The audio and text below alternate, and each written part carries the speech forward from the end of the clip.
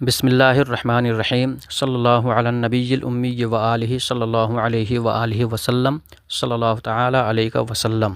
معزز سامعین، السلام علیکم ورحمۃ اللہ وبرکاتہ۔ امید ہے کہ آپ حضرات بخیر و عافیت ہوں گے۔ آج میں آپ کی بارگاہ میں ایک پیاری سی حدیث لے کر کے حاضر ہوا ہوں۔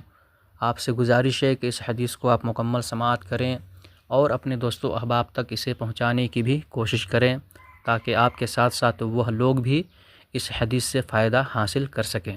حدیث پاک میں پیش کر رہا ہوں، یہ حدیث مشکوٰۃ المصابیح کے حوالے سے ہے اور یہ حدیث ابو داؤد اور ترمذی وغیرہ میں بھی مذکور ہے۔ مشکوٰۃ المصابیح کے حوالے سے میں پیش کر رہا ہوں، عن ابی امامۃ رضی اللہ تعالی عنہ قال قال رسول اللہ صلی اللہ تعالی علیہ وسلم من احب للہ وابغض للہ واعطى للہ ومنع للہ فقد استکمل الایمان۔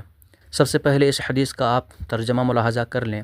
حضرت ابو امامہ باہلی رضی اللہ تعالی عنہ روایت کرتے ہیں کہ حضور سید عالم صلی اللہ تعالی علیہ وآلہ وسلم نے ارشاد فرمایا کہ جس نے اللہ کے لیے دوستی کی اور اللہ کے لیے دشمنی کی اور اللہ رب العزت کے لیے دیا اور اللہ رب العزت کے لیے منع کیا نہ دیا تو اس نے اپنے ایمان کو مکمل کر لیا۔ اس حدیث میں حضور سید عالم صلی اللہ تعالی علیہ وسلم نے کمال ایمان کی 4 نشانیاں بیان فرمائی ہیں۔ پہلی نشانی اللہ کے لیے دوستی، دوسری نشانی اللہ کے لیے دشمنی، اور تیسری نشانی اللہ کے لیے دینا، اور چوتھی نشانی اللہ رب العزت کے لیے نہ دینا، یعنی دینے سے اپنے آپ کو روکے رکھنا۔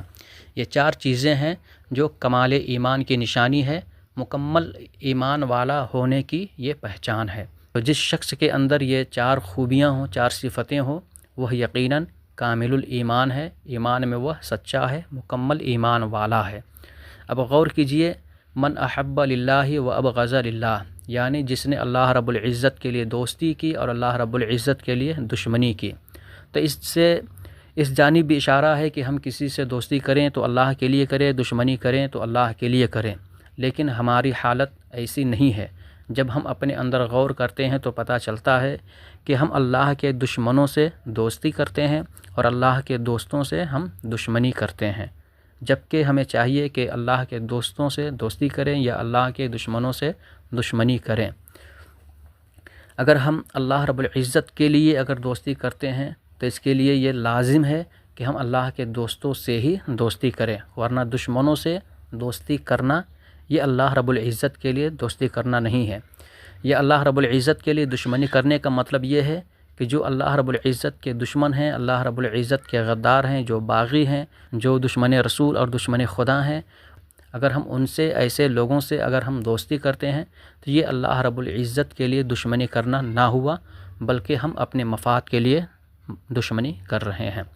تو اگر ہم اپنی ذاتی مفاد کے لیے اگر کسی سے دوستی کرتے ہیں یا دشمنی کرتے ہیں، یا اپنی ذاتی مفاد کے لیے اگر ہم کسی کو کچھ عطا کرتے ہیں، دیتے ہیں، یا دینے سے اپنے آپ کو روکے رکھتے ہیں، تو اس سے ہمارا ایمان کامل نہیں ہوتا، مکمل ایمان نہیں ہوتا۔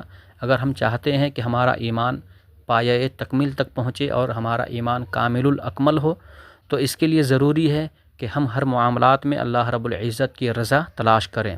صرف دوستی اور دشمنی اور لینے دینے اور اپنے آپ کو روکے رکھنے کا ہی معاملہ نہیں، اس کے علاوہ اور بھی بہت سارے معاملات ہیں۔ ان سارے معاملات میں ہمیں چاہیے کہ ہم اللہ رب العزت کی رضا تلاش کریں۔